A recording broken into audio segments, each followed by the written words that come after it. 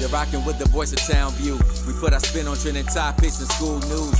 Thought-provoking, insightful, we speak the truth. We do it for all ages, not just for the youth. Listen close, you might learn something. Or laugh so hard, you split your side of something.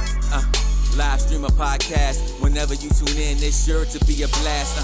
Let's be honest, you don't wanna miss that. Content so real, you gonna wanna run it back. We keep you entertained while making an impact. Want foreign announcements? Well, this is not that. Sports, pop, culture, political. Whatever you like, we got you covered, bro. It's a movement more than just a show. It's KSBM Radio.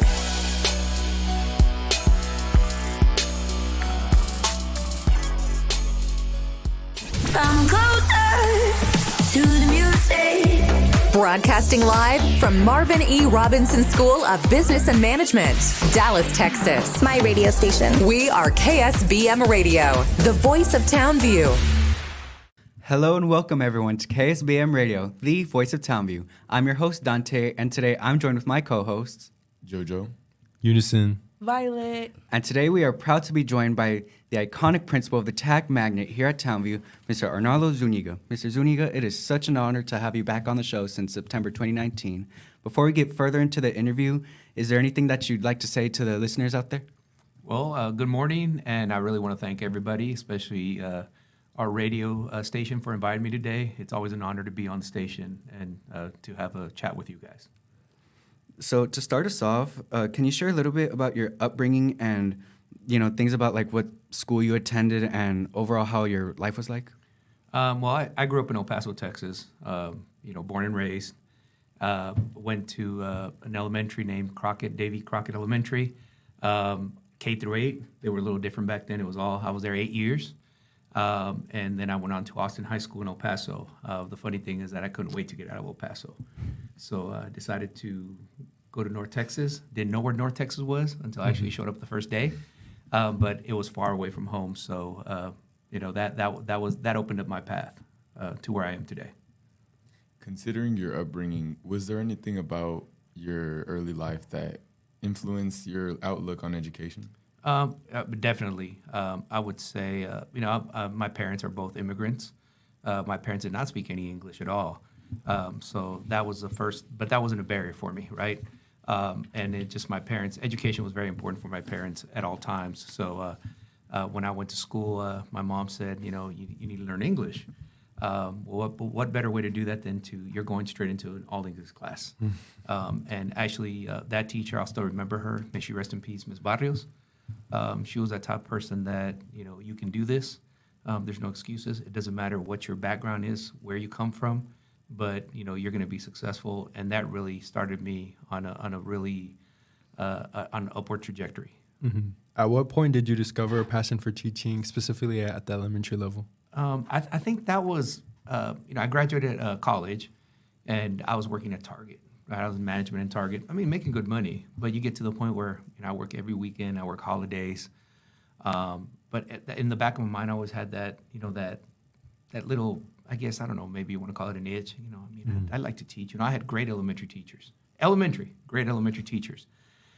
And sure enough, I went in through the Dallas ISD Alternative Certification Program, started as a bilingual teacher at Herbert Marcus Elementary, and it just took off from there, and that's how I started. How did your teaching experiences shape your beliefs about effective education as you transitioned from students to educator? What key lessons did you learn during this period? I think the biggest thing that I learned is that you really need to get to know your students to meet their needs, right? It's not all, it is, the education part is important, but the main thing is you need to learn a little bit background about our students, where they're coming from. Sometimes you just think, oh man, this student just misbehaves, right? What's their problem? But once you get to the root of it, you really start figuring out what's going on, and you can develop a plan to really help those students and make them be successful, right? And I also see a lot of the students, as I was growing up in elementary and teaching elementary, I saw a lot of those students, they were a mirror image of myself. So, and I had great teachers that helped me get to where I was at. So, it was time for me to give back and help our community.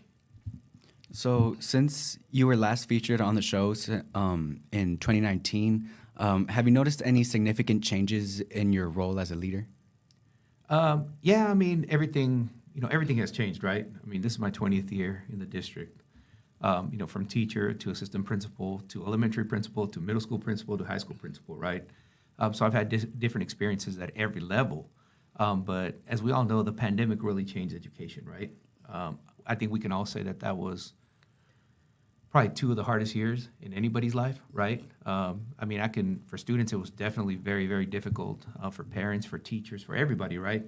So, I think that what really happened during that time for me is just learning how to evolve to adapt to the situations, and make sure that not only that kids are learning and students are learning, but that also their mental health is still up there, and you also have to worry about your teachers, the adults as well, because they're also human, right? And sometimes we don't see teachers being as, oh, they're invincible, right? But our teachers work hard, and you also got to take care of them. So, kind of sticking with that same idea, what are some of the changes since 2019 that you've noticed in TAG specifically? I think one of the biggest changes is, we've really transitioned in how we've recruited our students. Many of you guys have seen in the hall, we see that TAG is, in the past 5 years, has become more diverse, right? A lot, more diverse student body, and the opportunity there, and I guess the big thing there was that, we have so much talent in Dallas, in our own schools, right? I think it's only the issue is that getting the word out there, what the program is like, because a lot of kids only hear, oh, TAG is hard. It's difficult. But the point is that getting students to understand that there is an opportunity for you to be successful, and not only at TAG, right? Like in any one of the schools here at Townview. And I think sometimes students don't realize that, or they have this tradition of, well, my sister went to Skyline, my brother went to Skyline, I'm going to go to Skyline. And not that there's anything wrong with any of those schools, but if there's an opportunity out there for you, we need to learn how to take advantage of the opportunity to make it better, because for some of our students, that's a generational change coming to any one of our schools, right? It might be one of the first students that goes to college. So it's not just going to change that student's trajectory, but it's going to change the whole family's trajectory. That's kind of what happened to me. I was the first one to go to college in my family. And that was different. So I have a younger sister. She's 10 years younger than I am. But I mean, I was that role model. I mean, I'd like to think I was a role model, right? But my sister's a doctor. So, I mean, let alone to say that, you have to learn how to take those opportunities. And anything in life that is worthwhile is never easy. And that's something that we all have to realize. Have you made any changes to increase that diversity at your school? Yeah, I mean, like I said, it's the way that we've gone about that is really looking at ensuring that we go and recruit at all the schools in the district, not just certain schools. I mean, we're going to get kids from certain schools. That's a given. But going to those schools that we normally don't get students from is really what we work at, and we really get down in there in the mud and start looking through. And a lot of times, what helps there is that you actually go to those schools and have conversations with students, one-on-one conversations. Hey, have you ever thought about this school? And, they start asking, well, I've really never heard about that school. What's the program? And really getting the students to understand, right, what the programs are, and also the parents to understand what the programs are.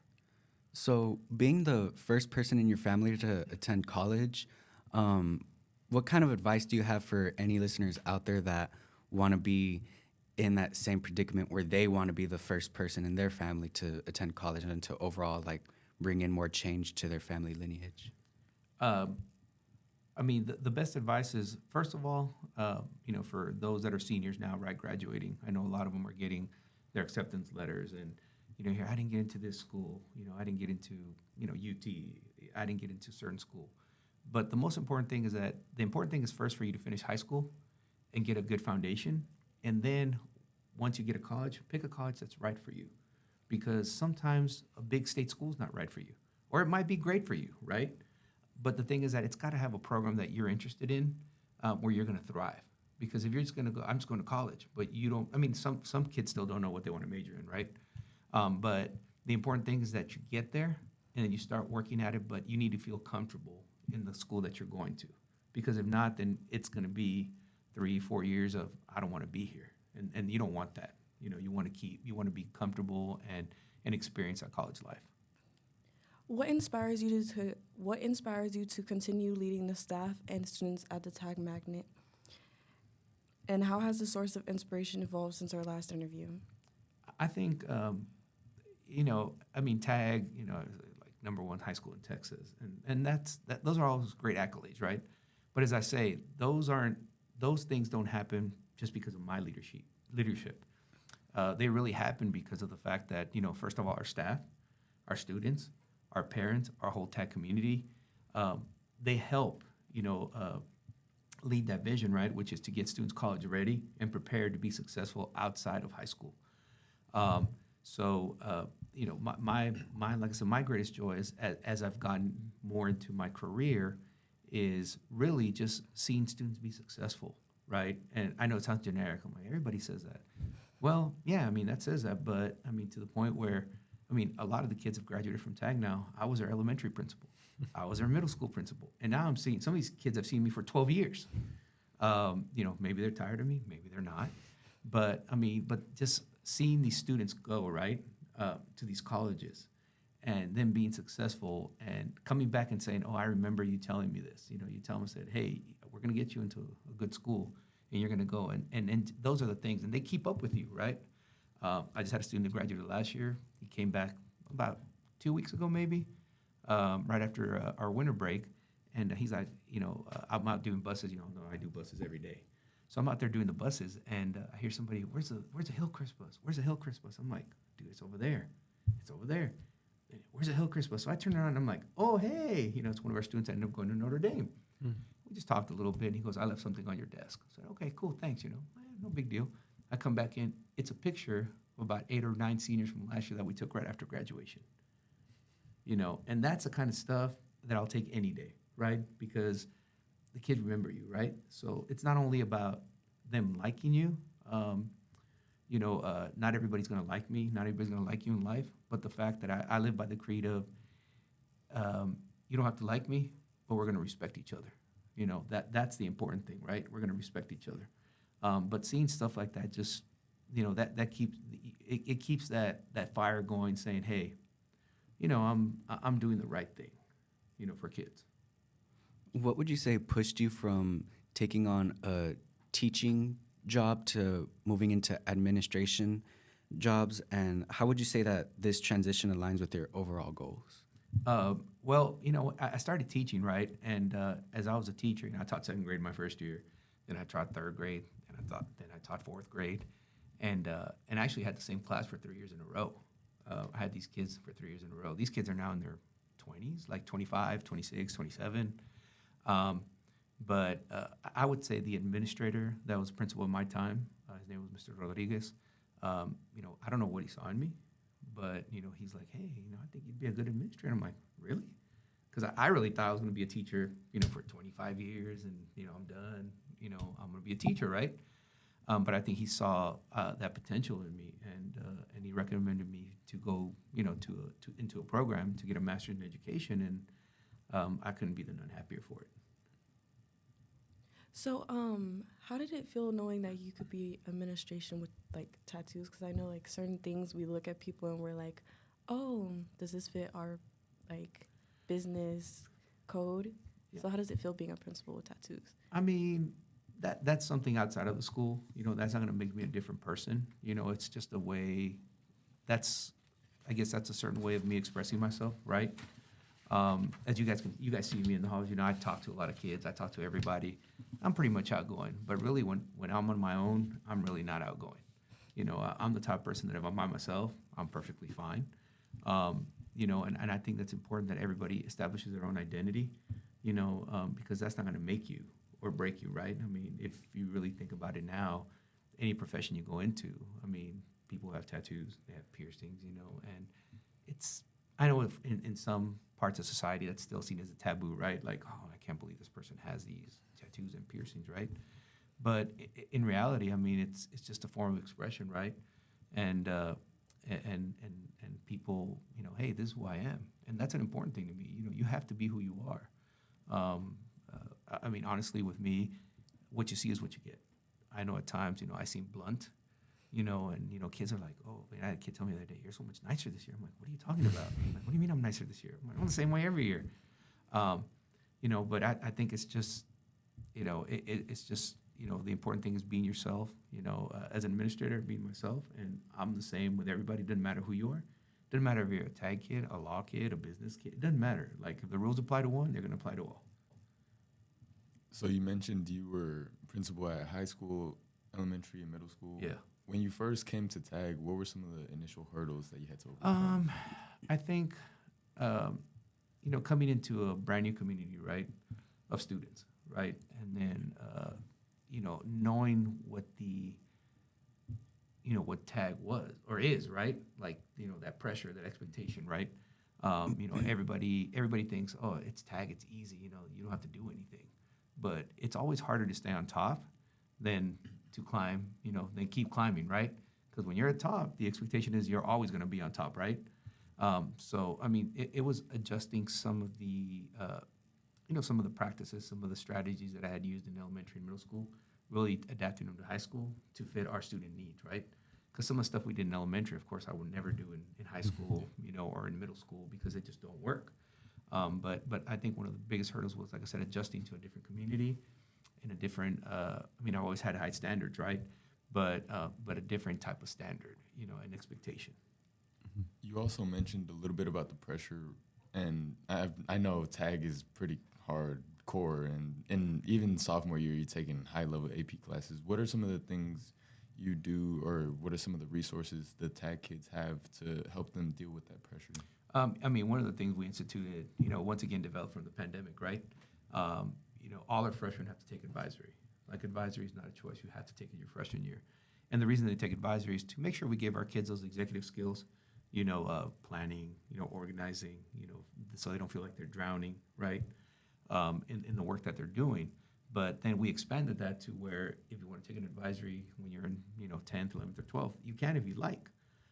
So that's one of the resources we have, but also, like any other teacher in this building, and you guys have some teachers that you guys have built great relationships with, right? So, there's always, every student's going to find their teacher that they build that relationship with and that they're really close with, right? So, and it's interesting because, you always see, certain kids are drawn to certain teachers, and you kind of see the comparisons, and you're like, oh, okay, the similarities. I'm like, oh, okay, I see why they kind of, vibe and get along because, they have very similar ways of doing things or thinking, right? So, we have a mental health club. We also have a lot of extracurricular activities, that we use for our students. But overall, I think the biggest thing is that open door policy, right? Of teachers always being available before school, after school, during the day, letting kids eat lunch in their rooms and stuff like that. Like, our teachers really don't, that doesn't bother them really. So I think that really does help with some of that, mental health and that stress that students are under. So knowing that you've taught different grade levels and, and you've taught different people in different stages of their lives, how would you say you created strong bonds with those people over the years?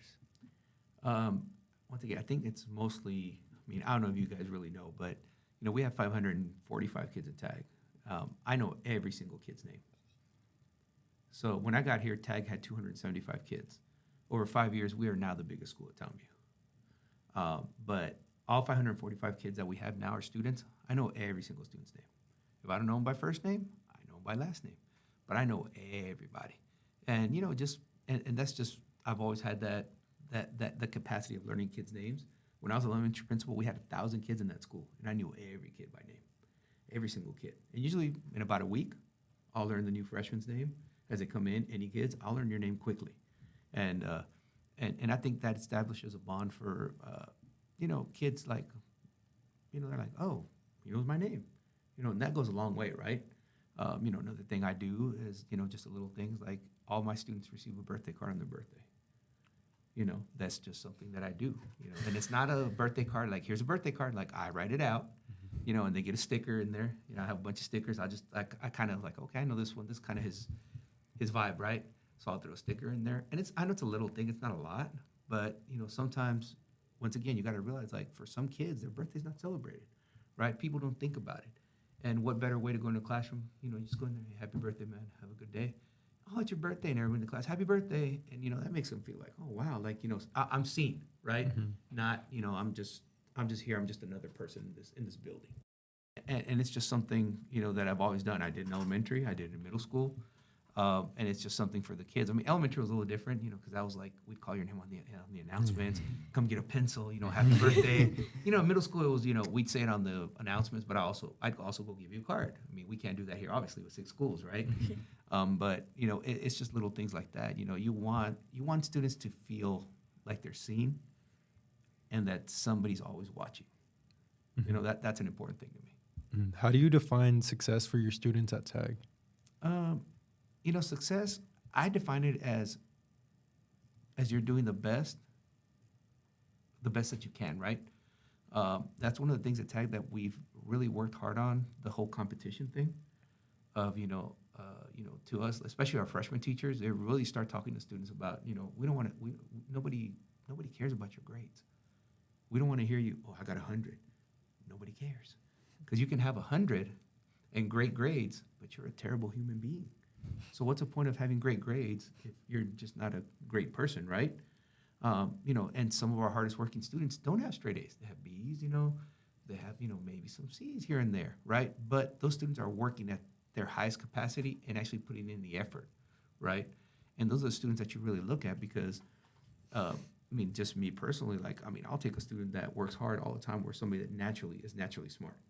Right, naturally smart and can get everything easy, but and there's kids that can do that and are great and never say anything, right? But that whole thing of I have I'm number 1 in my class. Like nobody cares. Nobody cares. Like that's not an important thing to us. The important thing is are you doing your best? Are you working at your full potential? And are you being a great human being? That's an important thing. Who were your mentors or guiding figures that shaped your career, and how have their teachings influenced your leadership philosophy? I think more than anything, I would have to say my mom. She's, and my dad too, right? But I lost my dad when I was 21. So, my dad's been passed away 25 years, something like that. But my dad was a very hardworking man. So was my mom. But, I grew up like a lot of us, right? I guess I didn't really know I was poor until I was older. I'm like, man, I was poor when I was a kid. I didn't realize that, right? Because I love those little light-up sketchers. I thought they were so, in style. And the little rollies, I thought everyone was flexing. Yeah, and and it's weird that you say that because, like I said, growing up, I didn't have any name brand shoes until I was in high school. But now, I know y'all know, I love sneakers, especially Jordans. That's my thing, right?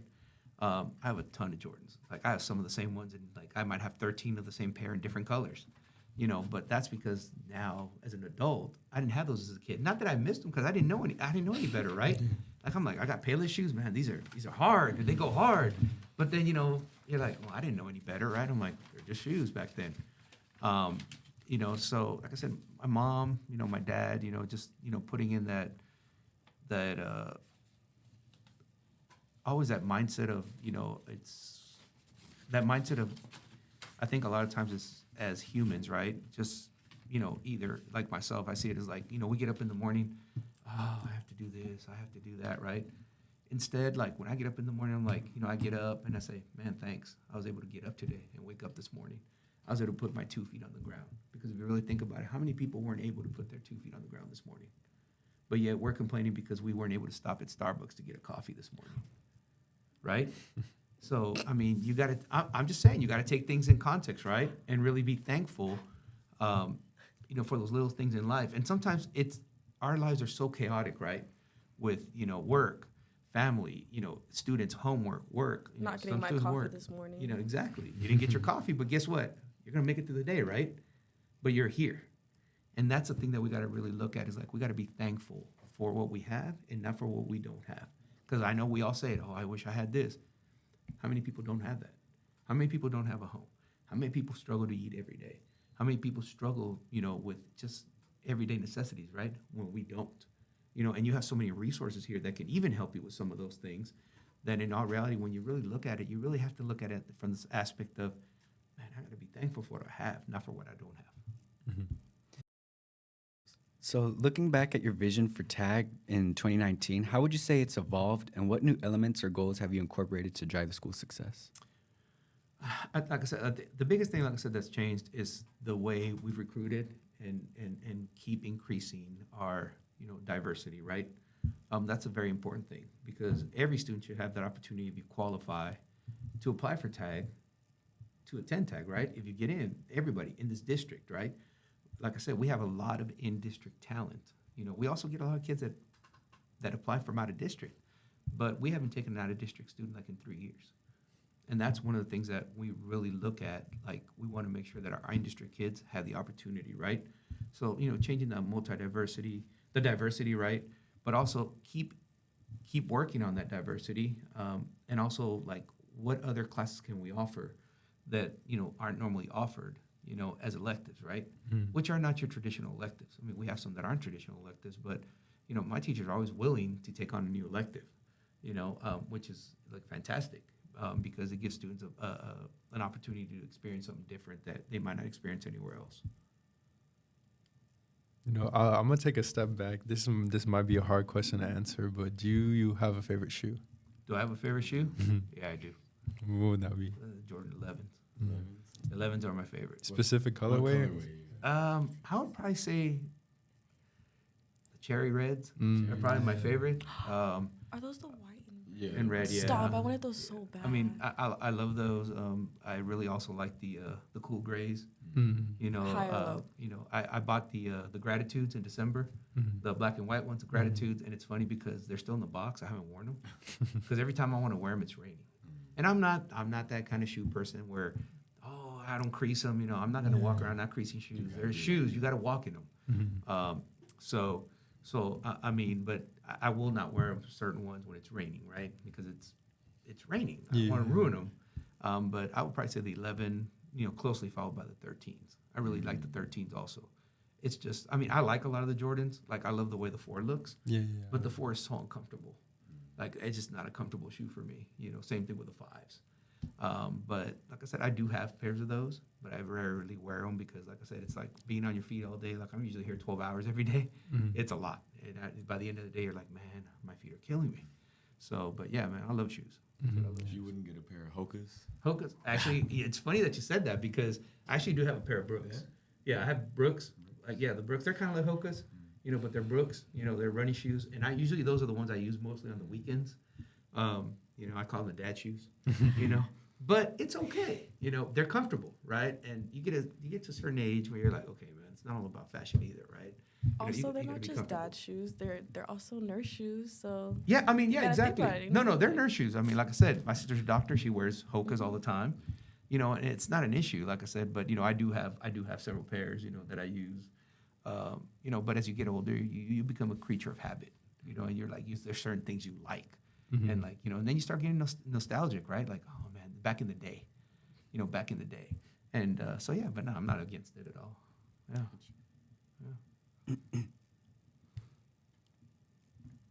So what are some of the things? I know you said we were talking about the past and your past experiences with TAG. What are some of the things you are looking for in the future? Keep expanding, trying to offer more students an opportunity for the program, but it's also, I work in this building with 5 other principals, right? 5 other schools, kids from different schools. I think you have to look long range. It's not only all about TAG either. It's about the whole building, right? Because in the end, when it comes down to it, many of you guys have seen me, I will help any student in this building. It doesn't matter what school you're from, because I work for Dallas Independent School District, not just for TAG. I think the thing is expanding and trying to give all the students at Townview a great experience, right? A great high school experience, not just a certain part of the building should have a good experience. In my beliefs, like, we should all expand and try to do the best for our students. Like, can we have the same programs? No, because we have different programs. But it's important that we do things that give our students a great high school experience, right? I didn't have a bad high school experience, but I couldn't name one of my high school teachers, to tell you the truth. I couldn't. I went to a large high school. I don't remember. I didn't know who my counselor was till my 12th grade year. I had no idea who. We had like 20 counselors, But I had no idea who this lady was until literally I showed up and I asked her, hey, I needed a signature for her for FAFSA. Mm-hmm. And I'm like, I didn't even know what FAFSA was either. I mean, I know are any of you guys seniors? We're all also, of us are seniors. All of you seniors? Yeah. So you guys are doing FAFSA, right? Like Yeah, it's should been a be. nightmare, right? Yeah. Trying to get into FAFSA right now. But back then, believe it or not, it was on paper. You had to fill it out on paper. Like literally like little boxes, fill in little boxes, bubble stuff in. That's what FAFSA was. That's what college applications were too. There were no online applications. Dang. Everything was on paper. Like you had to fill out this application, put it in an envelope, go drop it off in the mail, and then wait. That's how you find out stuff. With that, we're going to be right back. And we're back. So kind of continuing with the topic of FAFSA. So you said things have transitioned to where now that everything's online. And how have you incorporated that into the curriculum you teach? I mean, many of you guys have your college access provider, right? That help you with, they have workshops about FAFSA and how to fill it out. But also, I think your counselors have a big role in that too, right? Your counselors are, most of our counselors, I'd say all of our counselors are knowledgeable about FAFSA also, right? But if we can't get that answer for you, they have the resources to find that answer for you. Which, like I said, for me, a big difference was like, I just asked for the form. That's it. Like, nobody helped me fill that thing out. Like, I filled it out by myself. I've had to ask my parents, I need a copy of your taxes. My parents are like, for what?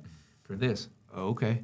But, they didn't know, they really didn't know either, what I was, what FAFSA was back then. So Maintaining a delicate balance between preserving traditions and implementing new changes can be challenging. How do you approach this balancing act at a tag magnet to ensure a smooth transition while respecting the school's history? I think it's something that I have seen right in the past 5 years. So tag traditionally, there's a lot of tag traditions. Like I said, it was a small school, right? Only had about 60 per grade level, 70 per grade level. Now all our grade levels are 135 or above. Our sophomore grade level is the biggest grade level right now. They have 167 kids in that grade level. So some of the things, traditions, like for example, a tag, one of them was Trek. And Trek used to be, it was called Tag Trek, and it was in the fall. And it was a whole week. So my first year here, we actually went off campus. Every year it had a different theme, right? That my first year here was computer science. So we went off campus to, I think it's a school in West Dallas that wasn't being used at the time. And, we go over there and, part of it was like that, it was computer science that year. So they had to build like a robot, machinery, a Rube Goldberg machine. But it wasn't just building the machine. It was also, you had to have a journal. You had to create a video. It was different activities for the whole week, right? But the way it was done is all the grade levels were mixed. So that gets you, seniors to, intermingle with freshmen, everybody, so they can learn the whole school, right? So that was my first year here. And of course, March hit and we never came back that year, right? We stayed at home. So then the following year, we really couldn't have Trek, really, per se, because we were all online. But the way we adjusted that now, it's like we changed it from Trek to Trick now, because we didn't do it around October. So now it's like, it's only 2 days now, though, because we have a way larger school body. We can't take everybody off campus and, and all that stuff. So now it's called Trick, and normally it's theme-based. Last year, I think this past one that we had was, I think, the end of the world, and that might be the years before. So it's usually themed. The one end of the world, the teachers all did, different kinds of things. Like some teachers did like the apocalypse games, they had the Hunger Games, different activities that revolve around that theme, right? And then in the spring, the 2 days before spring break, we have Tag It. So those are the 2 days before spring break, and teachers pair up, and once again, they have a theme surrounding what they're going to do their Tag It. So like this year, some of them are, doing, like two teachers they're calling it like the tour of Spain. But they're going to a museum to look at art from Spain. But then the next day when they're here, they're going to cook food from Spain, right? One of my teachers is doing stained glass. They're going to do stained glass. So everybody has, some of them do, I know I've had a teacher that's done little boxes. So they take the mint boxes and they create a whole diorama in there in the little mint box, or necklace. Last year, some of them did chokers. So that we do different things, but it's also, that's done also to help our students with a mental health, right? Mm-hmm. And give them a break right before we go to spring break. Because, I mean, our students, and not only our students in TAG, but all the students in this building work hard, right? So, sometimes you do need some downtime, but it's still educational, right? But it's not, there's no homework attached to it, no assignment attached to it. So, Do you get involved with it, or do you just make sure everything's running smooth? it depends. Like, I'll pop in and out, right? I know one of the ones that I've been to is one of our teachers does Hoop It Up. They go down to Lundy and, they have a basketball tournament, but at the same time, they're talking about, physics, the trajectory of the ball. This helps shoot, the way you shoot the ball, the arc it has, the angles it has, the angles that you use. So I've gone down there a couple of times, and played a little bit, but at the same time, I'm getting up there, man. Like, it's just hard sometimes to do those things, right?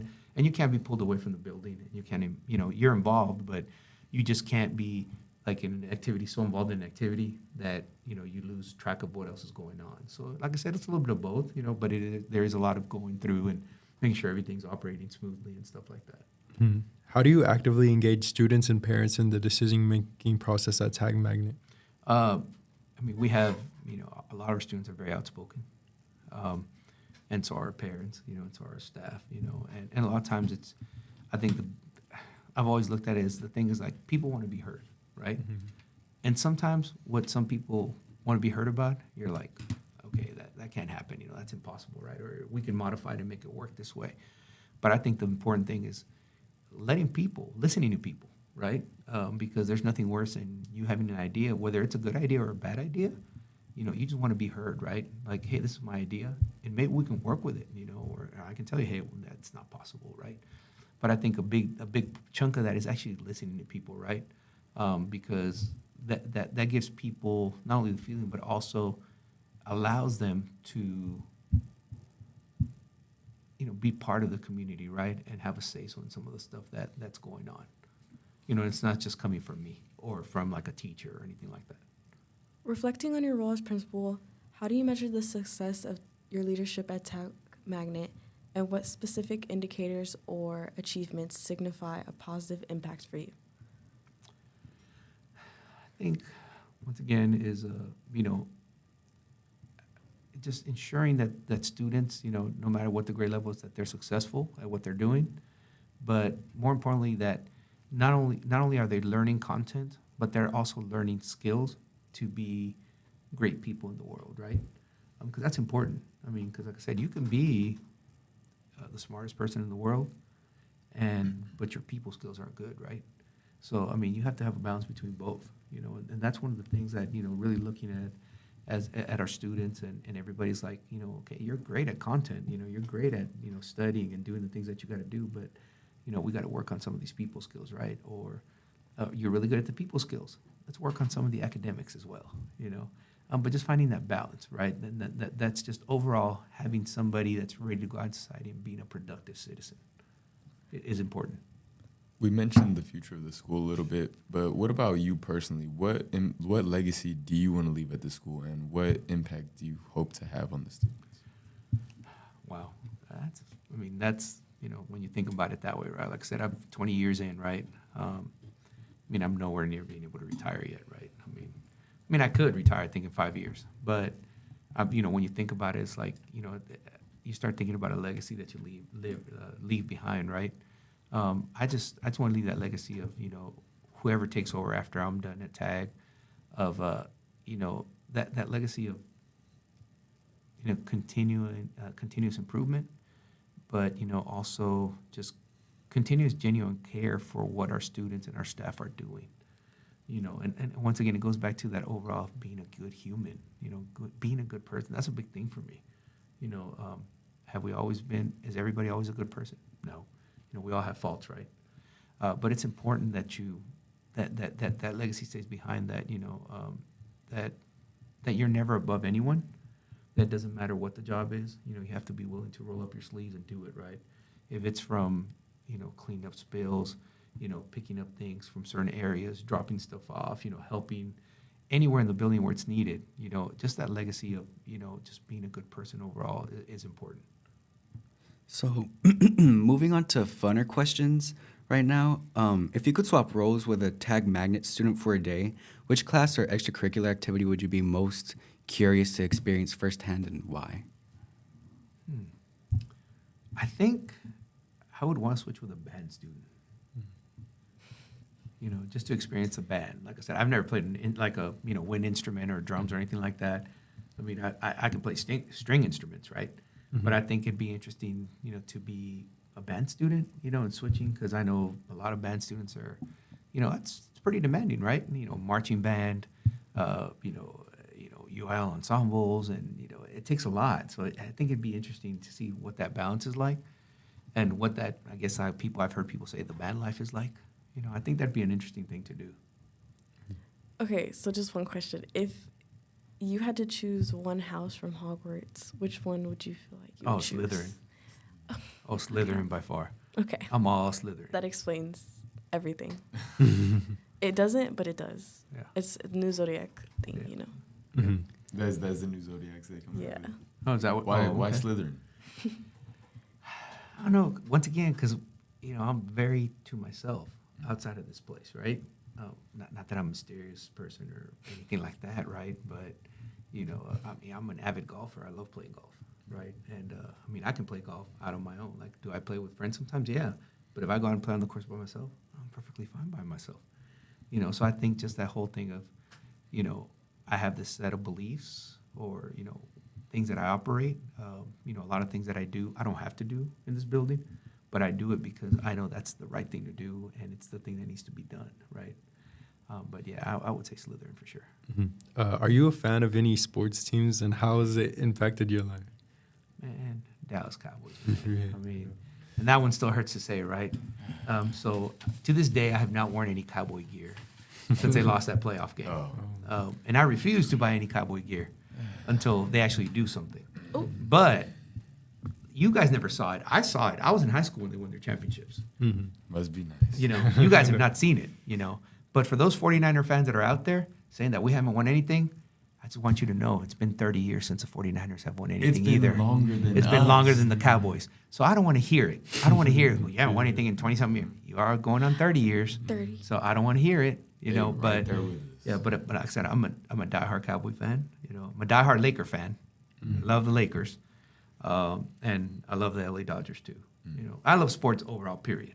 Like I'll literally sit there and watch any sport. You know, it doesn't matter to me. I'll watch it. I was like, it's interesting to me. Like I like sports. Period. But like I said, but if anything, man, I'm a Cowboys fan. What made you pick the LA teams for basketball and baseball? I think because I grew up in El Paso, and El Paso doesn't have any pro teams. So, you know, it's right on the border next to Juarez. So sometimes with those Spanish stations, you'd get some of the games from Los Angeles. I don't know how they came to that station, so you'd watch it. They'd be in Spanish, but I'd be watching them. And that's how I grew up, you know, watching those and liking those teams. Speaking of teams, Townview Magnet Center has a unique structure with 6 principals overseeing different schools within the building. Can you elaborate on the challenges and advantages of this collaborative approach to leadership? How do you coordinate efforts with the other principals while ensuring the individual success of your school? I mean, it's a give and take. Okay, it's like anything else, right? Are we always going to agree on everything? No. Because, of course, everyone's looking out and making sure that their school's successful, right? That's an important thing. But there's certain things that you really do have to collaborate on, you know, schedules, bell schedules, you know, the advisories, all that stuff, because the whole school does it, right? But I think the approach I take is like we can agree to disagree. You know, I might not like some of the ideas or things that you want to do, but if it's something that works for your school, then go ahead. I don't have an issue with it, right? But, you know, a lot of times we want to make sure that we're aligned on a lot of things, right? And the biggest thing, like I said, is agree to disagree, right? I mean, but you do have to work collaboratively with people, and that's the beauty of it, right? And just the beauty of anything, just like you guys as students, you have to learn how to work with different people, right? You know, but like I said, it's just a give and take, you know, at all times. Thank you for speaking with us today, Mr. Zuñiga. Your insights into the dynamic world of education and leadership have truly enriched our conversation and inspired us to strive for excellence.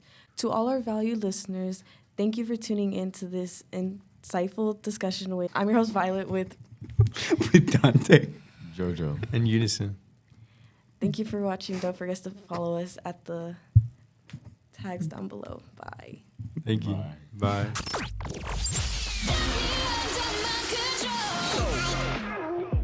Thank you for listening to KSBM Radio, the voice of Townview. My radio station. We hope you enjoyed the great content and great discussion, all from a student's perspective. Make sure to follow us on Twitter for the latest updates at KSBM_TVT or on Facebook at KSBM Radio. Add them on Facebook. Check them on Facebook. Take care.